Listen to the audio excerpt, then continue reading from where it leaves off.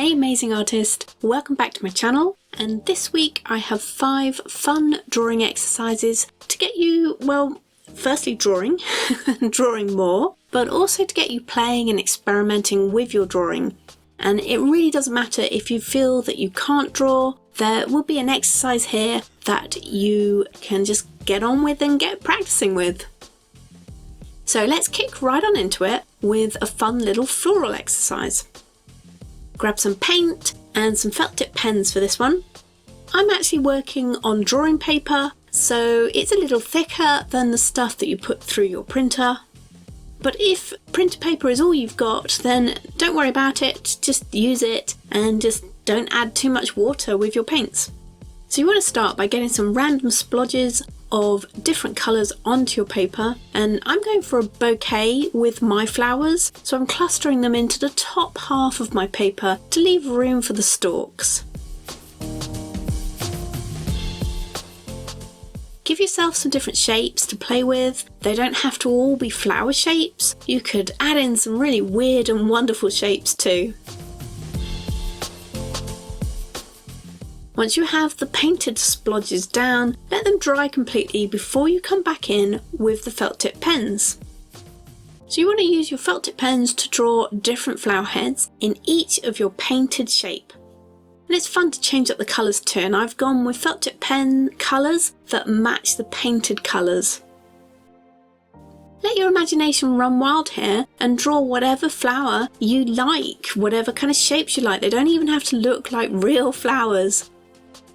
So give each of them a different petal shape, different centres, really play around with them. And you can make some of them so that they're facing forward so you can see the whole of the flower head, or think about maybe making some of them as side views so you can get different looks.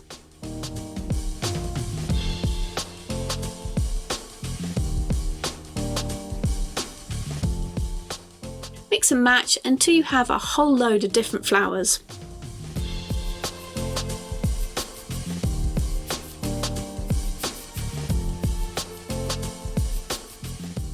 If you're also making a bouquet, then don't forget to put your stems and your leaves in as well.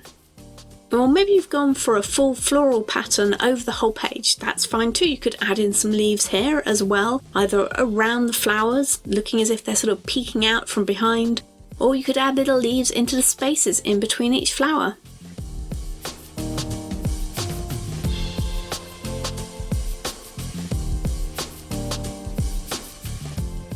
For the next drawing exercise, let's design a series of different feathers. So I've grabbed my favourite pen, and I have a fine line marker pen, but this one's actually got a brush tip on it. And I'm working on Bristol board for this because it is a lovely smooth surface that my pen can just glide over. But you can easily do this with drawing paper or that printer paper again, or any kind of pencil you want or any kind of pen you want.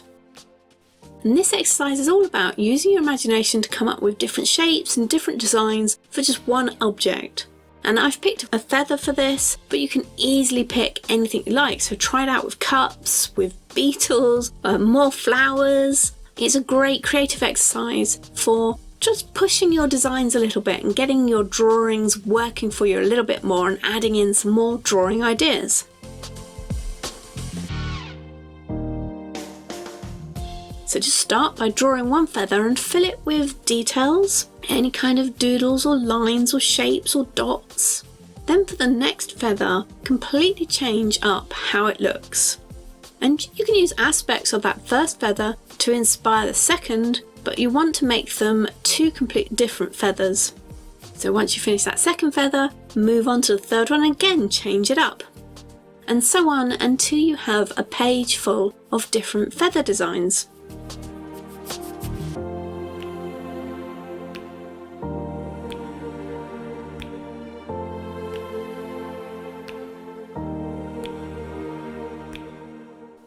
I like doing this exercise a lot, and will even sometimes try and fill a page of different designs in a time limit. So say for instance 5 minutes, just to see how many designs I can come up with in that time. And when you're doing it to a time limit, it really stops you from overthinking things. and you can come up with some really interesting and varied designs that you wouldn't have otherwise have thought of. So give it a go.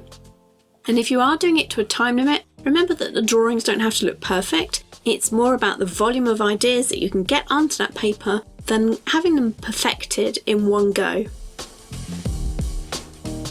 Also, sticking to one mark making tool for this exercise really helps you to get to know that tool and to work out what kind of lines and marks you like to make with it.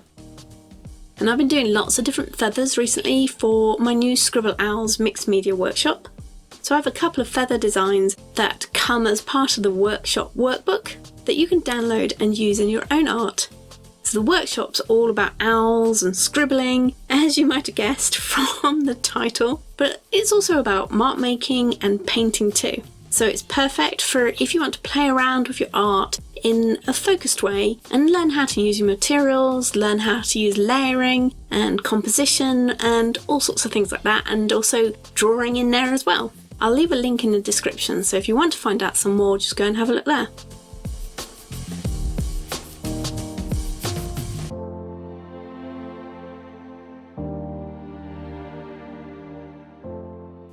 Filling pages with drawing is a great way to keep drawing and keep practicing. So for the next exercise, we're going to fill another page, but this time we're going to go for something a little bit more complex. We're going to actually draw some animals. And you want to grab a crayon. Any crayons will do, and if you have it, a big piece of paper, something like an A3 size would be great, because we're going to need some room for these. And if you don't have an A3 piece of paper, then maybe you've got a newspaper page that you can open up and use that. Just pick colours that you can see well on it. For this one, I want you to concentrate on the shapes that make up the animals. So ovals for heads and bodies, rectangles for tails, like extended ones, that kind of thing. Using a crayon keeps you working loosely on the drawing and stops you from getting too hung up on the details too early on. It's much harder and takes a lot more energy to make delicate and fine marks with a crayon than it does with, say, a pencil or a pen. So let that roughness of the larger marks of the crayon really work for you. And don't feel that you have to go straight in for details, just keep the drawing exploring those bigger shapes that make up the animal and map them all out first. It's actually quite handy if you can use a couple of colours. So one to rough out the overall shapes and then a different colour to join them together to make the animal look more like the animal it is. You don't have to use two different colours, but it can definitely help, and sometimes it's good to swap around. Try two different colours for one drawing and then one colour for another and just see how you go with it.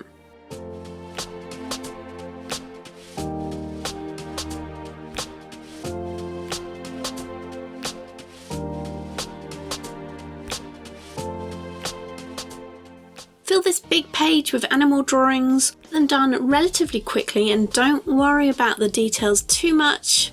You just want to have the overall shapes describing how that animal looks so that if you show it to somebody else, they'll at least be able to recognise what animal it is and just have fun with it.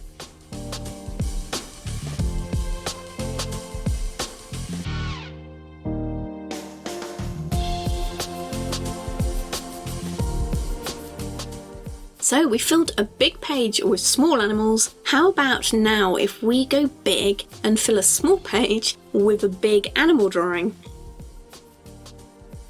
One thing we often do as beginners when drawing is to make our drawings just too small.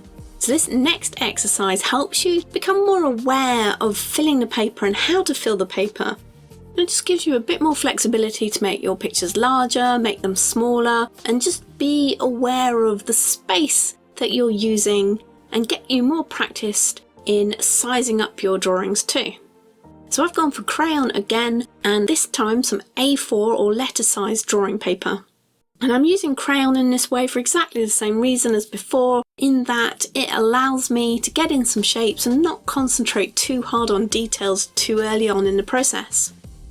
But I would definitely recommend that you try this exercise a few times and each time use a different tool. So you could do it in crayon, you could use pencil, you could use pens. And it will just make you more comfortable with using that space that you've got in front of you and drawing and filling in that space as well with those different tools.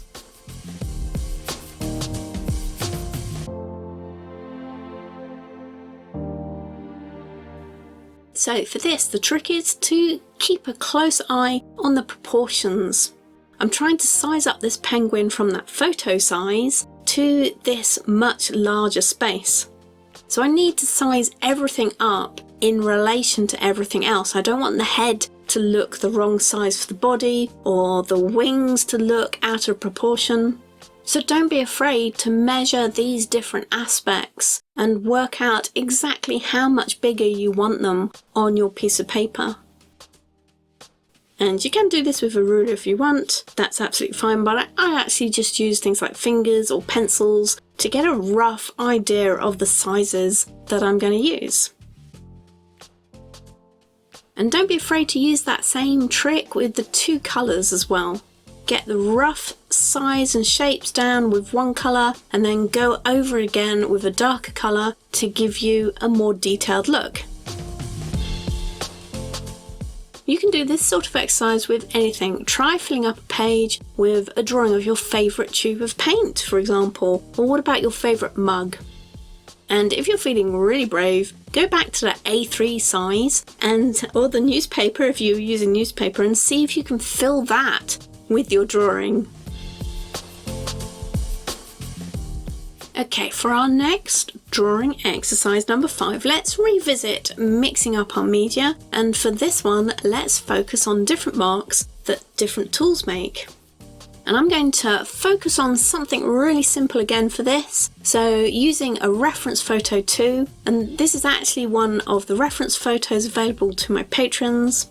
I'm focusing on the leaf shapes here, and I'm going to use them as an anchor and a way of starting to fill the page with different leaf shapes, all based on the types of shapes that I'm seeing in this photograph. I just want a few different shapes to play with and to get me going, to get me thinking and drawing different sort of looks to my leaf. To start this one off, I'm on drawing paper again and using a fine line marker.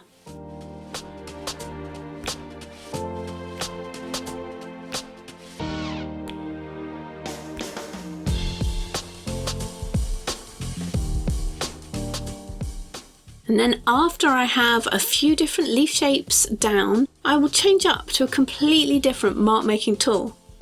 And I've got a brush pen, but you can easily use an actual brush and some ink, for example. Or maybe you've got an alcohol marker like a Copic pen that has a brush tip on it, you could use that.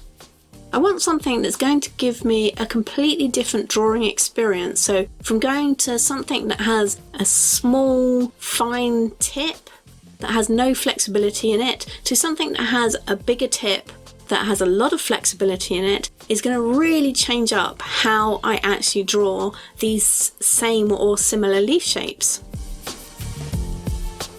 So make some more leaf drawing based around that photo and those first leaves that you've put down there. And they don't have to be all exactly the same, you just kind of need them as a jumping off point to get you putting more marks and more leaves onto this page.